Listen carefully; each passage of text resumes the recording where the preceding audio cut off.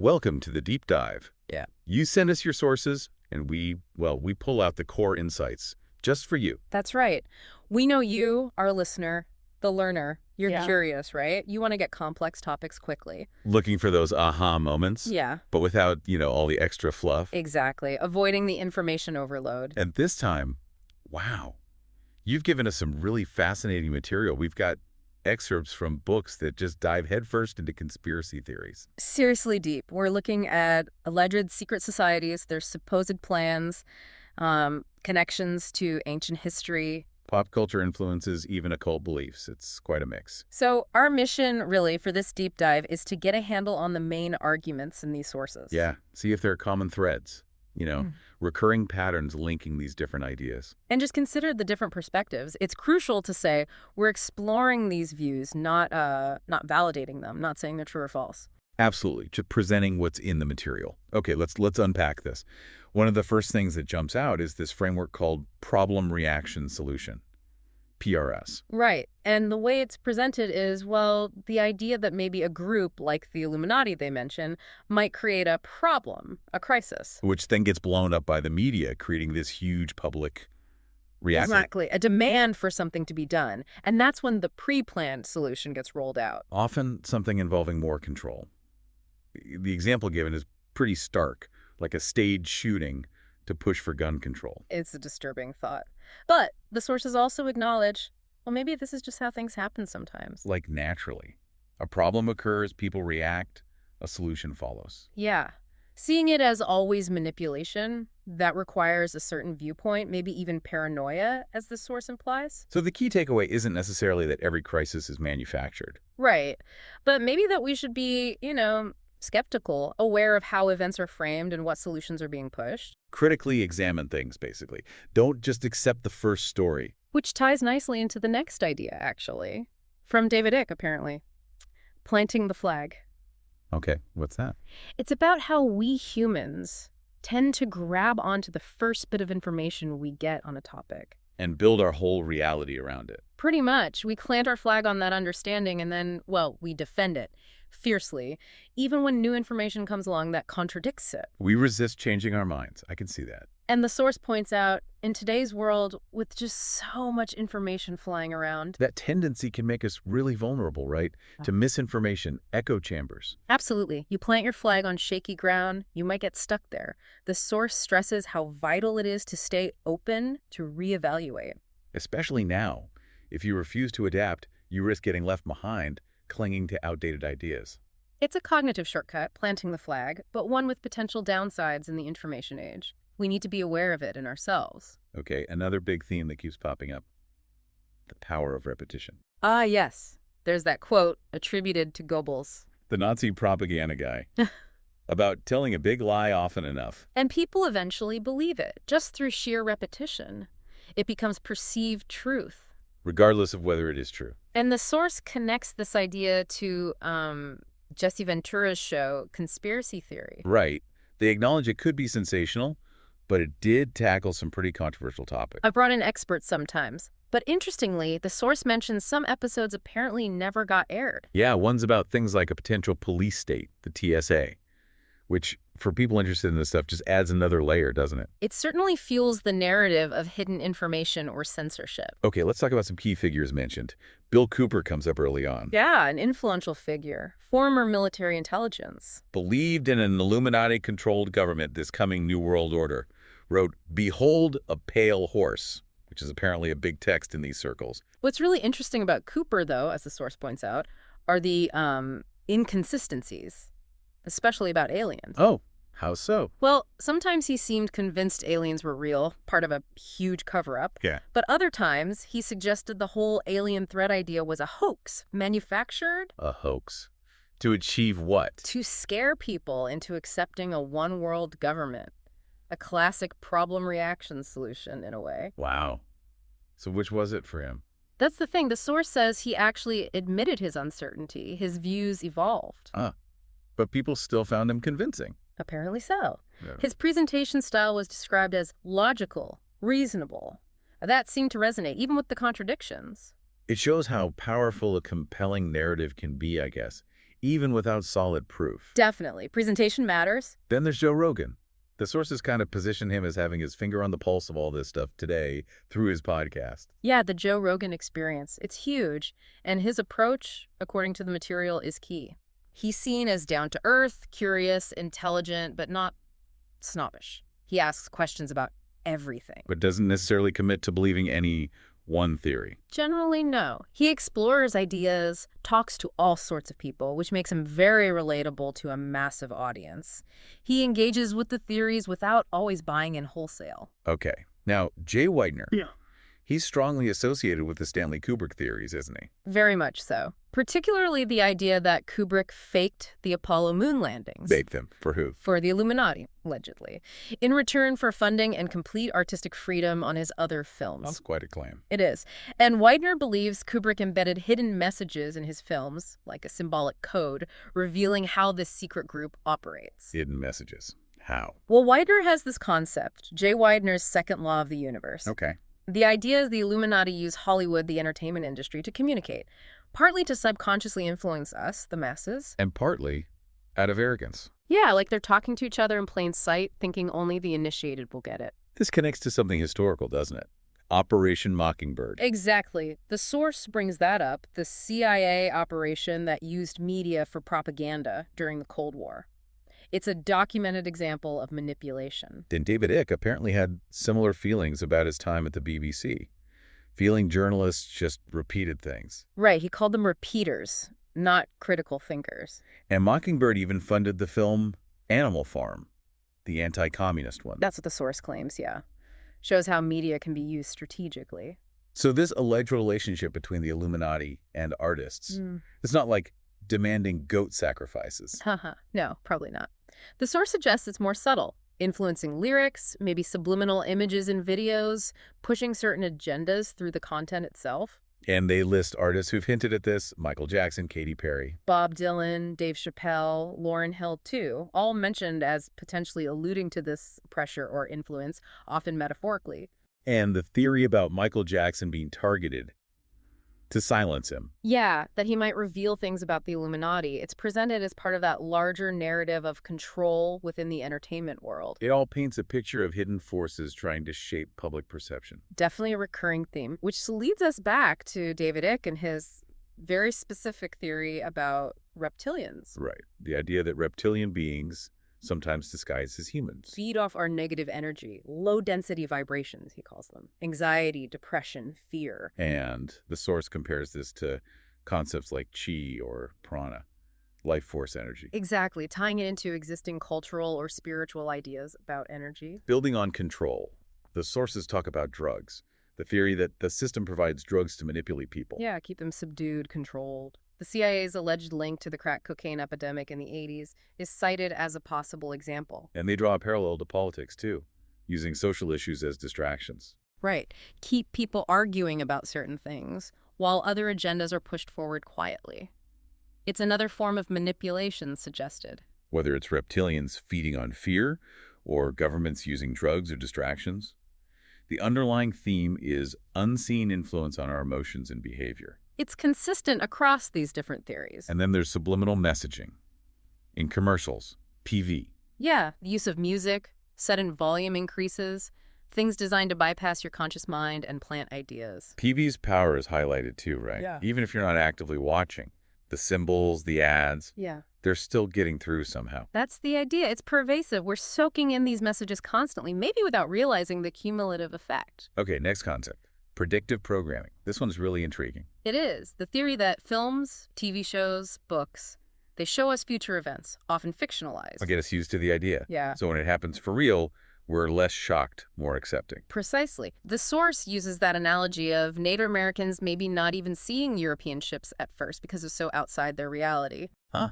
And there's this idea of telling people something 3 times for it to sink in. Yeah, that's mentioned. And they list films like They Live, The Matrix, Prometheus, Manchurian Candidate as examples that supposedly illustrate conspiracy concepts, or maybe even predict things. Potentially, yeah. Right. But the source also raises a good counterpoint. Which is? If the Illuminati are so secretive, why would they signal their plans in movies? Why not just spring it on everyone? That's a fair question. That goes back to that arrogance idea, maybe. Hiding in plain sight. Perhaps. Or maybe it's about slowly conditioning the subconscious. This brings us back to Kubrick and Widener's interpretations. Right, Widener sees films like Ridley Scott's Prometheus and especially Kubrick's work as deliberately packed with hidden meanings. And specifically, back to Kubrick and the moon landing theory, Widener claims Kubrick's front screen projection technique is visible in NASA photos. And 2001, A Space Odyssey is loaded with symbolism, according to this view. Oh yeah, the black monolith representing the movie screen ratio, or occult knowledge, or the black cube of Saturn, even the Philosopher's Stone. Lots of interpretations. And The Shining, that gets dissected too, for moon landing clues. Definitely. Danny's Apollo 11 sweater is the obvious one, but also the hexagonal pattern on the carpet resembling a launch pad. The ball rolling towards room 237. Representing a rocket launch, maybe. And room 237 itself symbolizing secrets, or even the distance to the moon, 237,000 miles, roughly. It's intricate. But there's another theory about The Shining, isn't there? About Native Americans. Yes, that it's also, or maybe primarily, an allegory for the genocide of Native Americans, pointing to things like the hotel being built on a burial ground, the Calumet baking powder cans. Alienate meaning peace pipe. Right. And lots of Native American imagery throughout the hotel. So multiple layers of alleged hidden meaning. Yeah. And other Kubrick films get pulled in too. Briefly, yes. A Clockwork Orange and government control over free will. Full Metal Jacket on war, brainwashing. And Eyes Wide Shut. That's the one about secret societies and rituals, right? Some think it was Kubrick trying to expose things before he died. That's the theory mentioned, yeah. Including claims that footage was cut after his death. It's a deep rabbit hole with Kubrick. Okay, shifting focus way back. Ancient civilizations. The idea of lost knowledge or hidden history. Right. Mesopotamia gets a nod, but the main focus in the sources seems to be ancient Egypt. The pyramids of Giza, of course, and Robert Bauval's Orion correlation theory. Yeah, the idea that the pyramids align perfectly with Orion's belt, but as it looked around 10,500 BC or 12,500 years ago, suggesting a much older, advanced civilization, a golden age. And claims of strange energy at these sites, pyramids, megaliths, connected to lake lines. Dragon lines, in some call them. Yeah, that's part of the lore. Along with restricted access to certain sites in Egypt, alleged hidden hieroglyphs showing advanced tech. And the debate over who built the pyramids. Slaves. Or a highly organized, maybe even content society. Right. The whole Jewish slaves built the pyramids idea is questioned historically. It complicates the simple Golden Age narrative sometimes. But the core idea is they knew things or could do things we can't replicate today. Lost technology.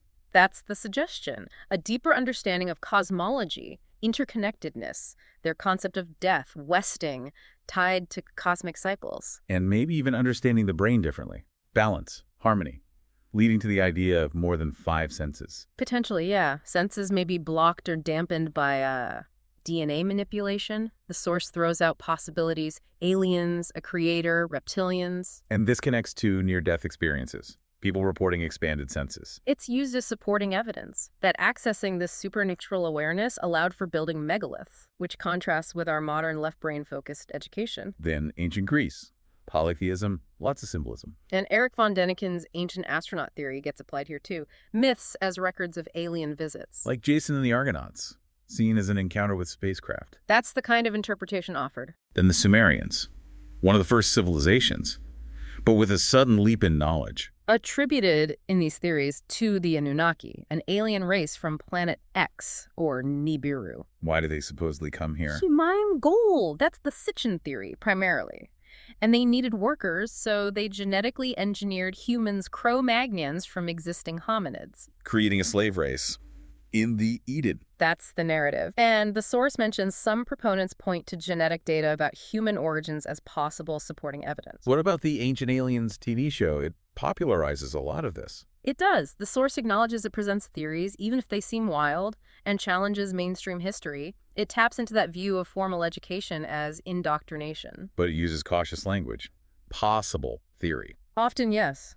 The source suggests its value might be in just getting people interested in the past, opening minds to possibilities beyond the 5 senses, even if the specific claims are debatable. Okay, shifting to Gnosticism, an ancient belief system. Focused on esoteric knowledge. Gnosis. for saving the soul from the material world, which they saw as flawed or evil. Created by a lesser flawed entity, the demiurge. Exactly. Not the true, ultimate God. And this Yeah. connects back to reptilians. Well, the theory presented is that maybe reptilians and their hybrids are this demiurge force still operating behind organized religion today. That people are unknowingly worshiping them. Through existing religious structures, how? Ike's idea, mentioned again, is energy hijacking. Symbols, prayers, unknowingly directed towards serpent or reptilian archetypes. Though the source asks, why invent new religions if serpent worship was already there? It's a good question. Ike's answer seems to be a secret Illuminati group hiding the real powerful occult stuff to maintain control. And the idea of energy flows where attention goes, mass prayer directing energy somewhere specific. That's the implication raised. Let's talk about serpent and dragon symbolism. It's everywhere in ancient cultures. Greece, for example. Medusa, mermaids, the oracle at Delphi. Crete is the house of the serpent goddess. India, too, the snake goddess Manasa, meaning power of the mind, which connects to virtual reality ideas for some theorists. And the ancient astronaut take on dragons. That they were just descriptions of spacecraft. Fire breathing was exhaust, scales were metallic hulls. Examples given include the Chinese Emperor Huangdi descending on a dragon, Aztec legends of Kukulkan or Quetzalcoatl. Right. Feathered serpents arriving from the sky. Then there's the red dragon motif traced through pop culture, NASA missions, D&D, grimoires, even NYU's Red Dragon Society. All potentially feeding back into Ike's reptilian shapeshifter theory. That's the connection the source material suggests is being made. Okay, inside our own heads now. The reptilian brain. The R complex, the oldest part of our brain, driving instinct, survival, routine, fight or flight. And advertisers target this. Fear, sex, greed. Absolutely. Primal drives. Media sells fear, entertainment sells greed and sex. It appeals directly to that reptilian complex. Which, the theory goes, makes it ripe for exploitation and control. It's presented as a key vulnerability. Which brings us to transhumanism. H+, becoming cyborgs. Essentially, yeah. Using technology to overcome human biological limitations. Implants, enhancements, merging human and machine. Raises huge ethical and religious questions, obviously. Where does human end and robot begin? Exactly. Proponents see it as improvement, critics see it as replacement, the end of humanity as we know it.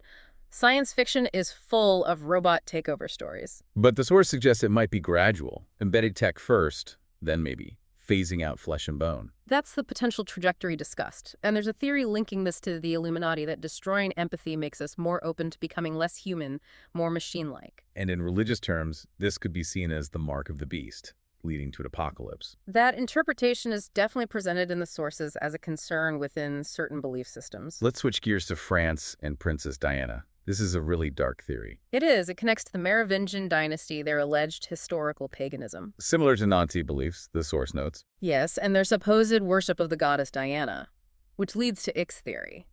That Princess Diana's death wasn't an accident, but a ritual sacrifice to the goddess Diana by this hidden Merovingian elite. Correct. But it hinges entirely on believing the Merovingians secretly kept power all this time. And their symbolism at the crash site. The 13th pillar. Number 13 being significant in occult circles.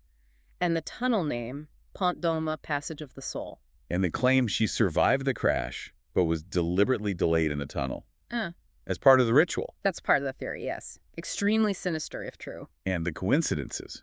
St. Paul's Cathedral, where she married, being an ancient Diana site. That connection is highlighted. Also, Prince William marrying at Westminster Abbey, using Diana's ring so she wouldn't miss out, framed as potentially significant. There was a documentary mention suggesting media at the inquest were manipulated, even though the official verdict was accidental death. Right. And the Mishkan note, Diana apparently predicting a car accident caused by Charles, and the police chief allegedly hiding it. Plus unanswered questions, cameras not working, blood sample issues. It leaves room for doubt, doesn't it? For those inclined to look for conspiracy, absolutely. It fuels the speculation. Okay, let's talk about food. The food industry. High fructose corn syrup. HFCS. Yeah, the sources dive into its prevalence. It's cheap for manufacturers, profitable for corn farmers. And the industry focus on that magic combo. Fat, sugar, salt. Makes things highly palatable. maybe addictive. That's the argument. And the health effects of HFCS are debated, with concerns raised about studies funded by Big Food being biased. And there's a correlation noted between HFCS use rising and obesity rising. Yes, which then potentially benefits Big Pharma if people need medication for obesity-related illnesses. It's presented as a potential cycle. Then there's the organic deception. Big Food controlling the organic market. Loopholes in labels. Right, 100% organic. Organic, made with organic ingredients. They mean different things percentage-wise. And some synthetic ingredients are allowed even in organic products, like hops. Apparently so, according to the source. Politicians and lobbyists are implicated in allowing these loopholes. Moving to Big Pharma, beyond just profiting from obesity. The source acknowledges potential issues with Western medicine being for-profit, and Big Pharma's marketing is highlighted. Creating needs for pills, making drugs seem appealing in commercials. While maybe downplaying side effects, which can sometimes be worse than the condition being treated. And a parallel is drawn to the tobacco industry's past tactics. Yeah.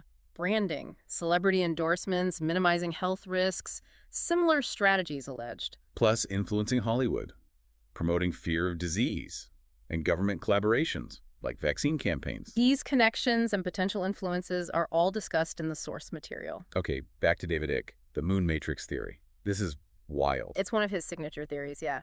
The idea that a secret group knows the moon isn't what we think it is. That it's artificial and a control system. Essentially, yes. The moon matrix. He believes reptilians use it to hijack universal energy, broadcast false signals. To keep us trapped in ignorance, manipulating our thoughts and feelings directly.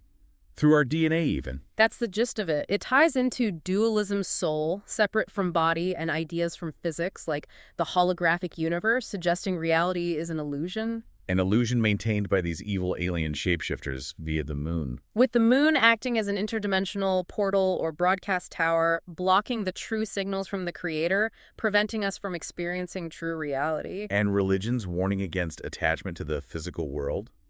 That's seen as supporting this. That argument is made, though the source also acknowledges the moon's known benefits, tides, seasons. And that weird solstice alignment coincidence. Moon and sun rising at the same points. It's noted as intriguing, but the core is virtual reality, dualism, manipulation via the moon. Imagine the panic if the moon was proven artificial. Impact on religion, everything. Huge. And the implications of energy hijacking, thought control, pretty profound. Okay, Saturn. Another recurring theme in these theories, linked to hidden knowledge, occultism. Right. Icke talks about it a lot. The idea of the Illuminati wanting to establish their own golden age, often linked symbolically to Saturn. How? By tricking us into focusing energy on Saturn. That's the theory.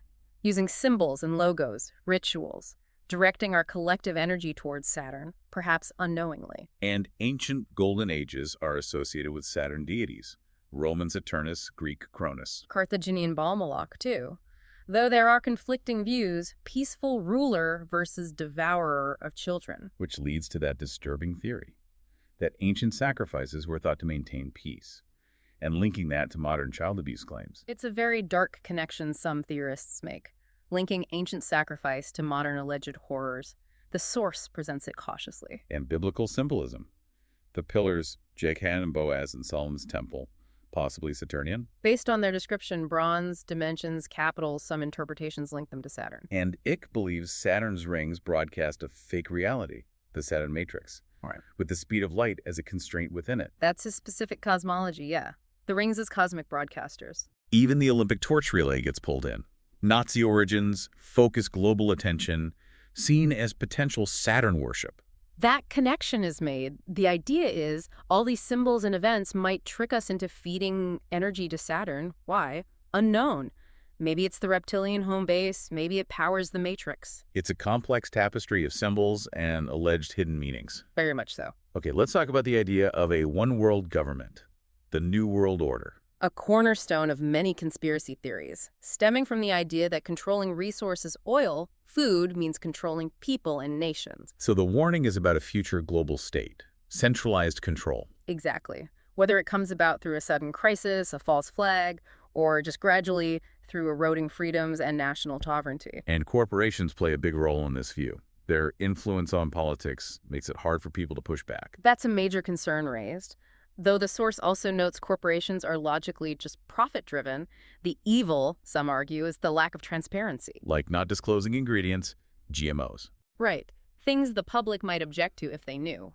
This fuels distrust in politicians seen as beholden to big food, big pharma. And things like the Patriot Act, the TSA, they're seen as examples. PRS leading to more central power. They're often cited as steps in that direction, yeah, part of that gradual erosion. So the advice seems to be, accept changes happening, but stay open to unconventional ideas, even reptilians. It's about questioning the official narrative while trying to navigate inevitable societal shifts, like transhumanism. Which brings us back to that blurred human-robot line and the potential mark of the beast interpretation. It's presented as a major upcoming challenge, fraught with these deep, often conflicting interpretations. Okay, an unexpected connection now. Masters of the Universe, He-Man. Yeah, the source links MOTU back to Conan the Barbarian's world, specifically the occult worship of the snake god Set.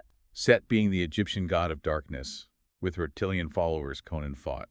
That's the connection drawn. And then analyzing MOTU character names, She-Ra linking to Ra or Horus, the sorceress, with her falcon symbol. Orko, as a magician from another dimension. Plus all the hybrid anthropomorphic characters similar to ancient gods and myths. And the show itself broke ground. More violence in kids' TV, very focused advertising.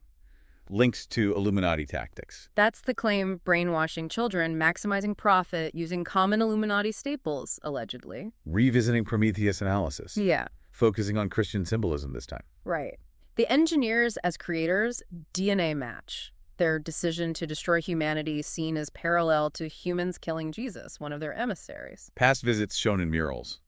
The xenomorph killing the engineers. Dr. Shaw wanting a C-section linked to her faith. Vickers' character, David's actions, even the star map matching the Orion theory. So the film is read as a dark warning against space exploration, abandoning religion, with Shaw, the believer, surviving. That's one interpretation presented. David the android having contradictory views adds complexity. And more on The Shining. Wendy's visions, the bear scene. Yeah, the unsettling supernatural elements she witnesses. And more Apollo symbolism, a possible rocket ship on the fridge. The ballgame leading to the launch pad outside room 237. And room 237 itself as hidden secrets, or the moon distance code again, reinforcing the Kubrick moon landing hoax theory. Now, Alice in Wonderland, Lewis Carroll, connections to the occult and occultra.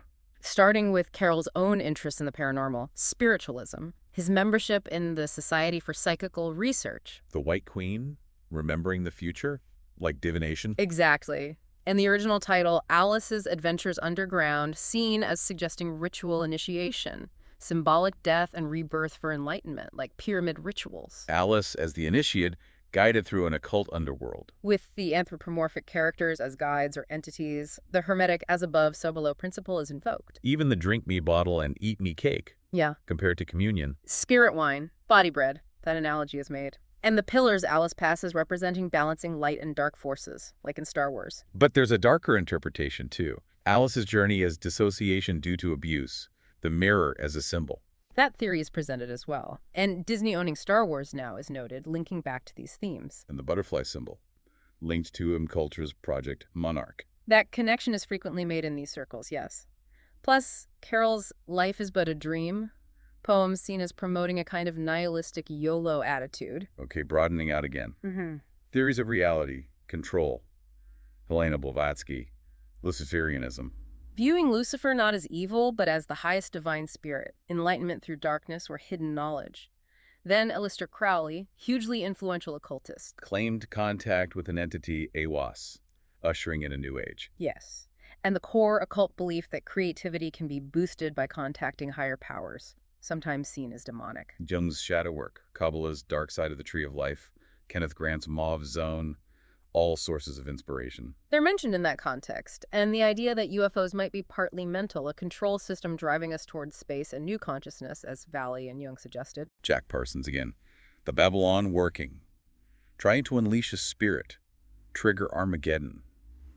Using drugs and rituals like Ancient Mysteries or Blavatsky Soma. His practices are discussed, along with Marjorie Cameron's involvement and breakdown. Crowley believed art was key to psychic visions. And tulpas, magically created thought forms that become real. And potentially dangerous. connected to modern fiction like Slender Man influencing real events, or older tales like Candyman, Lovecraft's old ones, thought and will leading to incarnation. Briefly touching on quantum physics, global consciousness suggesting interconnectedness. And government projects like Ultra and Stargate exploring mind powers, highlighting limits of Newtonian physics at the quantum level, the search for a unified theory. Jeffrey Sachs's cognitive models theory, how entertainment blurs fiction and reality in our minds. And how increased sensory input from tech impacts us. Directors manipulating attention, how event boundaries affect memory. It all plays into how malleable our perception might be. Which leads perfectly into Project Bluebeam. Right. The occult belief in an end time, an enlightened master, Maitreya, a new age, a Luciferian religion. And Sir Germanus theory, a fake alien invasion to bring this about, using advanced tech. In 4 steps, allegedly. 1. Fake archaeological discoveries via earthquakes to discredit old religions. 2. Giant holographic space shows of gods to unify faiths into one. 3. Telepathic communication using low-frequency waves, making people think their god is talking to them. Cites L. Tinkle Alexander's New Mental Battlefield. And 4. Stage supernatural alien attacks in cities, eliminating resistors like Christians, paving the way for the New Age Antichrist. Using satellites, computers for thought implantation, connecting to Blavatsky, Hitler, Nietzsche's Übermensch ideas, alchemy. Goal being to suggest aliens are more evolved and needing electronic money first. Some parts seem extreme suicides, fake rapture, but others align with alien god theories, like the earthquake evidence. The very elaborate layered theory. Then, disclosure for a new world.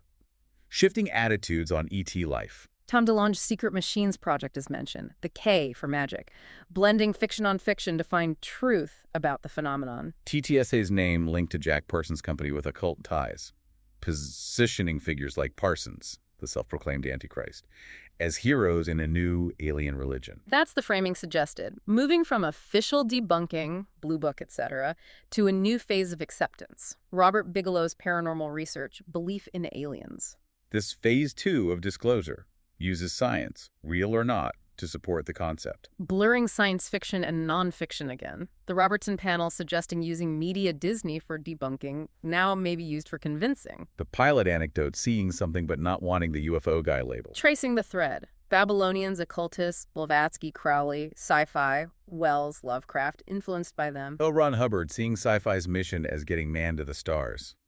His editor calling it prophecy. Lovecraft's Ancient Aliens leading to Paul's Bergier, then von Daniken Sitchin, popularized by Ancient Aliens, but the phenomenon often portrayed inaccurately. Disney's History of Propaganda, Walt's Occult Links, Demolay, AM or C. The Alien Encounter Ride. Competing reality theories, Newtonian versus informational, Valley's idea of reality software being rewritten, Crick's directed panspermia. Suggesting panspermia will be used to prove aliens are our gods. That's the predicted endgame, according to these sources. Okay, spiritual warfare and alien gods. Establishing aliens as gods incrementally, using fiction. Citing Dr. Pasulka's American Cosmic, the anecdote of a real crash site used in the X-Files. Lucifer as fallen angel linked to Satan, Isaiah. Lucifer's 5 wills wanting to usurp God like the Tower of Babel. And alien abductions as modern demonic encounters, similar traits, sexual obsessions, sky dwellers, telepathy, breeding experiments. John Lennon's abduction channeling claims versus Chapman's demonic alien possession story for the murder. It frames the phenomenon in starkly spiritual, even biblical terms. The New Age alien agenda continued, grooming us for self-deification via alien contact. Crowley's Eon of Horus, Pasulka interviewing key players pushing the agenda, scientists, tech, Hollywood. Tyler, Freemason term, Post Malone's alien friend. New Age contact protocols resembling religious ones. The phenomenon adapting to a spiritual, not religious world. Pasulka noting ET belief rivals God belief, forming a new legend. A secret society aspect, vow of silence until the revelation of the method, implying a coordinated reveal, Gov, Hollywood, Silicon Valley. Using rituals, Apollonian Dionysian, drugs for contact. Kenneth Grant's Mauve Zone for artistic impulse. Kenneth Anger's films. Anderson's quote about love becoming hate in Anger's film. Blavatsky's secret doctrine revealing the satanic myth's origin, Satan as highest divine spirit. Connecting DeLonge Podesta to disclosure, possibly darker paths. Blood sacrifice concepts. Gods wanting the best qualities. Ancient child sacrifice, Canaanites, Moloch, Aztecs for divine energy. Believing children pure, their blood potent, released violently. Reptilians again. Ancient gods breeding with humans, thriving on fear-infused blood. Historical witch beliefs. Child fat for flying. Gilles de Rais. Recent theories. Pizzagate emails. Marina Abramovic's spirit cooking, modern echoes. Then Harari's predictions. Connected bodies, cyborg elites, society held by fictions, religion, money, rights. Linked to eugenics, Darwinism, embryo selection. Consolidation of tech control. Google Alphabet DeepMind X. X's moonshots. IoT Loon. Enabling mass deception like Bluebeam. Werner von Braun's warning about a fake alien invasion recalled. Contact might be vague, fueling division, science versus others. The researcher acknowledging genuine experiences. Thin veils between dimensions via ritual. Could entertainment drive manifestation via subconscious? Could evolved aliens be non-corporeal data streams? Hard to verify. Concerning timing of the push? Hypnotic regression suggesting minds molded to accept aliens? American Cosmic Film Memory Studies? Valley's UFOs as control system, who seeks control. Hidden elite via mass hypnosis. Brian Williams' false memory as example. Elizondo's religious pushback at Pentagon UFO program. UFO belief surge post-sci-fi. The 1940s confluence. Nazi occult. Bomb, Parsons rituals, Roswell, Crowley's death, Blue Book. Nick Redfern on entities seeking the soul, Max findings. Bob Lazar claiming aliens, modified humans, containers, maybe started a religion for soul purification. Quantum fields potential linked to ritual magic, willing reality, need mass belief to manifest UFOs, Freemasonry's order out of chaos linked to divisive events like aliens. 4 phases of apocalypse, revelation, judgment, destruction, rebirth, is alchemical great work for new worldview. Nefarious goal, manifest biblical apocalypse for Antichrist Luciferianism. Valley's control system fits occult ritual magic, overturning God's image of humanity. Belief in Christ keeps aliens away. Dark imagery from artistic occult contact, Geiger, Walton, as divine warning. Entertainment's huge influence supports occult magic themes. Reality changes with consensus. Caution needed scientific cabal on exotic quantum AI aliens. Valley. Trust no one, not even what you see. Wow. Okay. That was definitely a deep dive. A huge, sprawling network of ideas, wasn't it? Absolutely. And you see those recurring themes, right? Hidden knowledge, manipulation, ancient echoes, and just the sheer power of belief shaping how people see the world, all drawn from the sources you sent. And just to reiterate, like we said at the start, our aim here was simply to explore the ideas presented in this material. We're not taking sides, not endorsing anything. Nope, just trying to understand the viewpoints laid out. Hopefully it's given you, our listener, some things to think about. It's complex stuff. Definitely thought-provoking. So maybe a final thought to leave you with. Go for it. Given this recurring idea we've encountered, manipulated realities, the power of belief, what role does your own discernment play? How do you navigate this flood of information and decide what rings true for you? That's the question, isn't it? Keep exploring, keep questioning. And keep thinking critically for yourself.